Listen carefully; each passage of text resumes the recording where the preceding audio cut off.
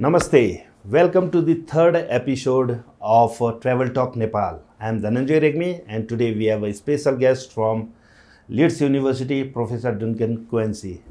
Professor, welcome to our Travel Talk show. Thank you.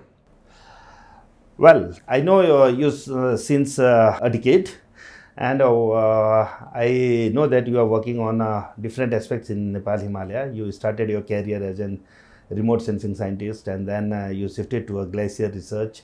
And I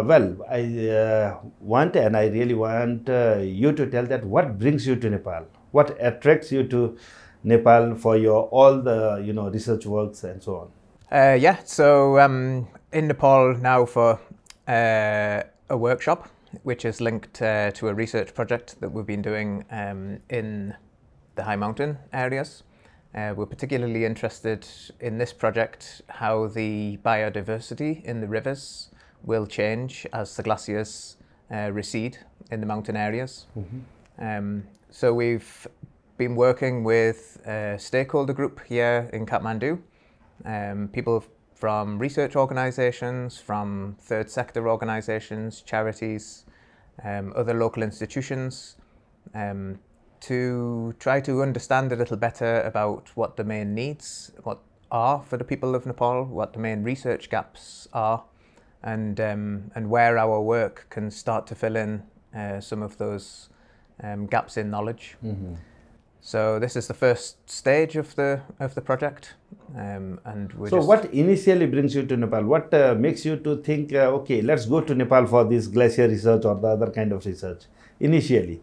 Initially, well, for me, it's the very close connection between the glaciers and the people. I'm really intrigued by the connection between the environment and the people of the mountains. This isn't something that you see in a lot of glaciarized regions across the world. There's many glaciers, but with the recession of most glaciers, we're concerned about the impact on sea level and in terms of flood events and that sort of thing. But here in Nepal, there's a very close tie with the people who live in the mountain regions, who depend on this meltwater for irrigation and for sanitation and so on. So I wanted my research in the very beginning to have a positive impact on people, and there's nowhere clearer than that than in Nepal. Wow, that's great. There are so many research that you are involved in. So can you just briefly tell that what are the major research that you have conducted in Nepal, and what are the major finding of that? Because normally in Nepal it is said that researchers are doing their research, they are publishing somewhere, but I really want that you should tell our audience that what research you have focused on and what is the major finding.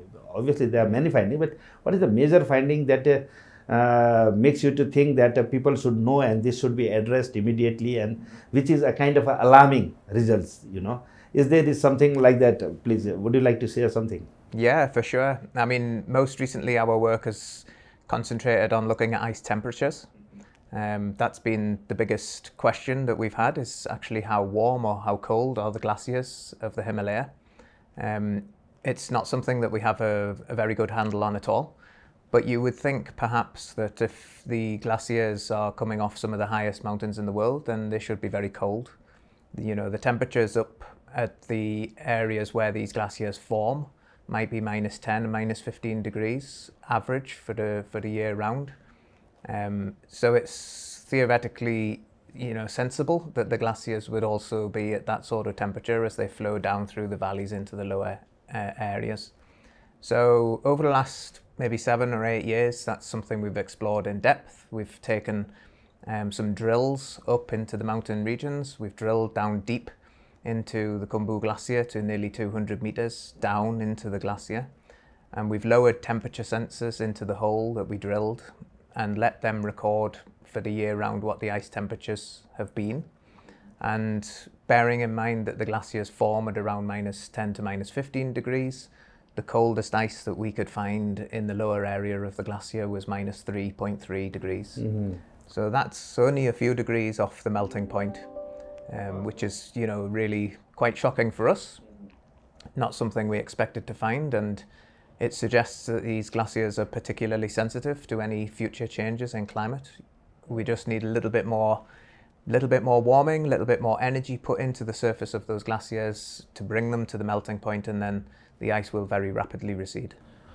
So well, this is completely a different finding. Nobody have talked about this, that even at the 200-meter depth, you have find only 3.3 degrees centigrade, where you are expecting more than 10 minus more than 10.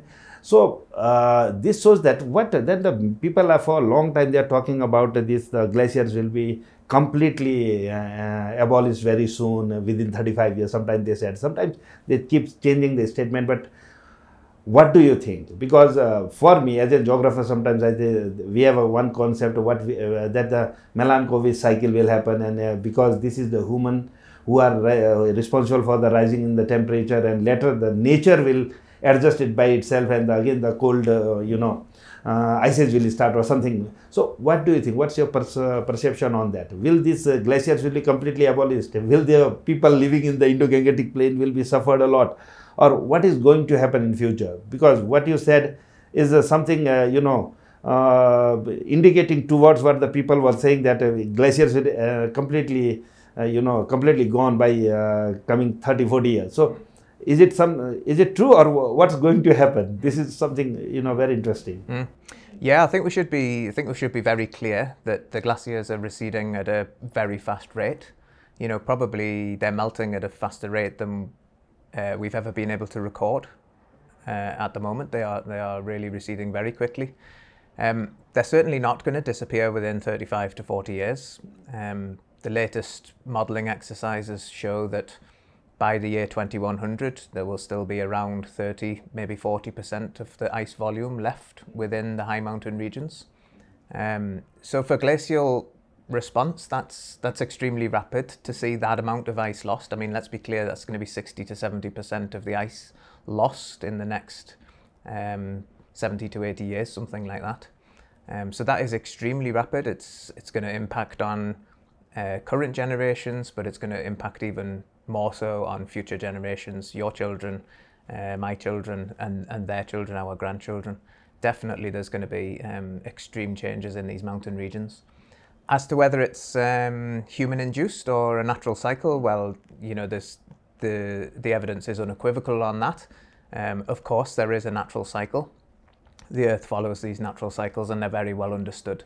But those cycles cannot possibly account for the rate of ice melt that we currently witness within the mountain regions and the ice sheets of the world. The only way that we can replicate that in the scientific community is to simulate the human effect. And once you simulate the human effect, then you can account for the amount of ice that we're losing at the moment. So there is no doubt on that. It is human-induced to a large extent. So, to the human-induced things, we can, we at least can try. And I think there are so many international meetings are happening, and international consensus is made that how we should move or how we should tackle with this, problem. So I think that will work on that side, because we cannot do anything. We just can talk about the science. That is what. So one more thing is because you are doing this research and you have already have connections with the different universities in Nepal, Tribhuvan University, Kathmandu University. Many of the scholars are working with you in collaborations. And what you see that what are the research gap, in Nepal, that what you have identified where we should focus, or these Nepal-based scientific institutions or these universities, and where your institution all should focus on in Nepal. Where is the gap, and are we trying to address those gaps or not? Because I saw you are talking about some of these new projects which are completely ignored so far. You are trying to identify some of for the stability of the moraine. You are planning for something. So maybe there are some other gaps also. I don't know what gaps you see in the research field, and how our Nepal-based universities and the institutions like yours can work together to fill that gap. I think I see two clear areas where the research community can make some good advances. The first is in the development of glacial lakes, which, as you know yourself, these are lakes which are forming in the place of the glacier ice. So where there used to be ice, that ice is now melted back, and in the space that is created by the ice melting back, that's where the meltwater now accumulates. And so we have many, many glacial lakes in the mountain regions, which are really suspended at high elevation because there's a dam in front of them.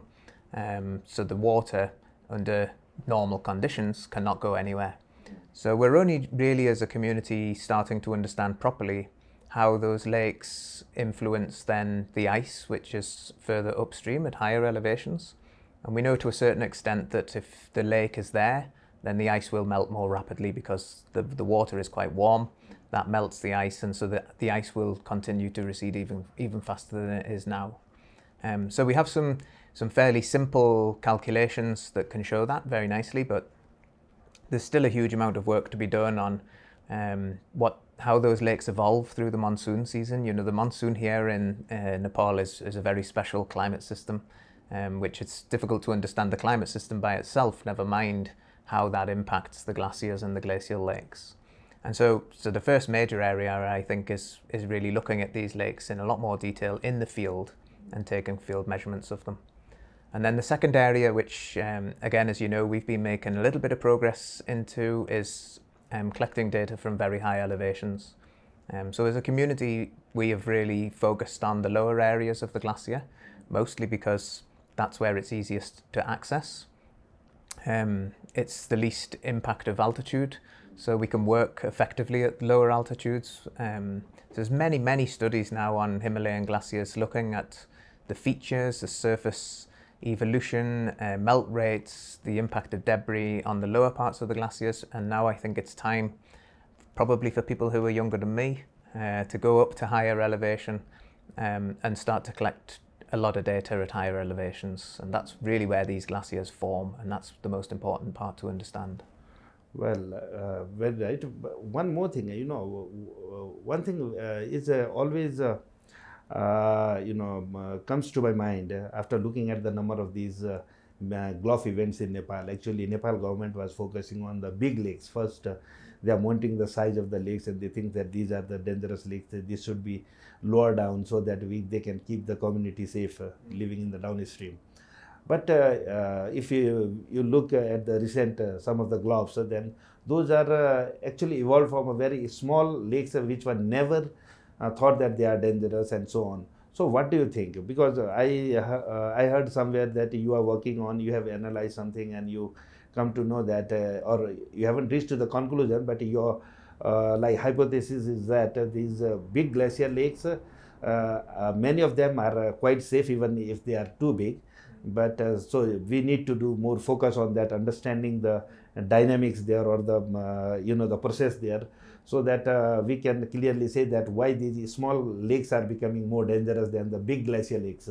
And this might change the whole thought of all the agencies who are working on the glacier lake reduction project, that they shouldn't focus only on the big lakes. There are the small lakes also, which can be which are very potentially quite dangerous, and we need to focus on that. So what do you think about that?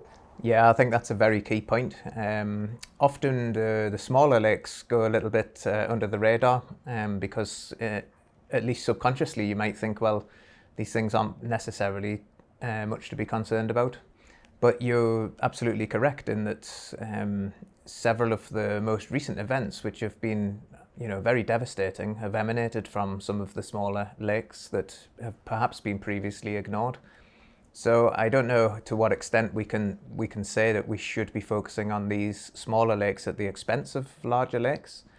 But it does make a certain degree of sense that if it's a large lake from a large glacier, then that moraine dam has had a long time to be formed. There's lots of material there. It's probably quite stable compared to some of these smaller lakes where perhaps the glacier has only been at that advanced position for a short time, and those moraine dams are not necessarily quite so strong. So I think it's an interesting question. It's a highly applied question because the people who are living downstream of these small lakes need to know the answers. And I think that's a key area where we could start to make some progress. Collaborations between my institution and institutions here in Nepal, I think that would be a fantastic area of research. Mm-hmm. Let's hope that very soon you will come up with some new projects which will try to give a clear understanding of why the lakes are, what really, not only the 5-7 factors that we are considering so far, but some more new things that you will identify, and then all the school of thought will change that small lakes should be started to seen as a different way, and they should be focused more on the studies as well. This is what I am expecting looking at the past couple of years experience. So this is one. So well, Nepal mountains, now you are come as a researcher, so it's a for you it is a living laboratory or the open laboratory for the researchers, but at the same time mountains are known for the tourism as a tourism destination, adventure destinations. So and Nepal have never categorized the researchers and the tourists. You all are considered as a tourist in Nepal when you are working here. So I really want to know that what do you think that how we can attract more scientists to come to Nepal and to do their research work? What do you think that what Nepal government should do so that more and more students, or the scholars attracted to Nepal, because I don't see anywhere in the world where within a very short distance you can have all kind of environment, all the altitudinal difference, bring all type of the different kind of the biodiversity, different kind of vegetations, everything. For the glaciers also, within a short distance you can reach to any glaciers and you can perform your research. So what do you think, how we can attract more scientists, what the Nepal government should do? I think there's one very clear thing they can do, which is to reduce some of the hurdles that are there at the moment for researchers to come and work in Nepal. So it takes us a long time, once we have an idea put forward, it takes us a long time to get some of the permissions to carry out some of that work. So the permitting process for research projects is quite extensive. I was talking with a couple of researchers yesterday who are doing research here every single year and have to continuously reapply for the permits to be able to do that, despite the fact that that work is fed directly back into the policies and the stakeholder reports that are here within Nepal. So it's extremely valuable work, but it takes them a long time to get those research permits, and it also is quite expensive for them. So I think reducing that kind of level of bureaucracy would really help to attract other people. I think people outside the country know that without extensive in-country collaboration with somebody going and sitting in an office and asking for a permit to be agreed, it's actually very difficult to get those agreements. One agreement or one permit that springs to mind is being able to fly a drone, for example, which, if we're talking about the small lakes that we just covered, you really need a drone to be able to go and look at these and to be able to collect the topographic data that then you can look at how stable they are or otherwise. But to be able to get a permit to fly a drone in the mountain regions is really very challenging.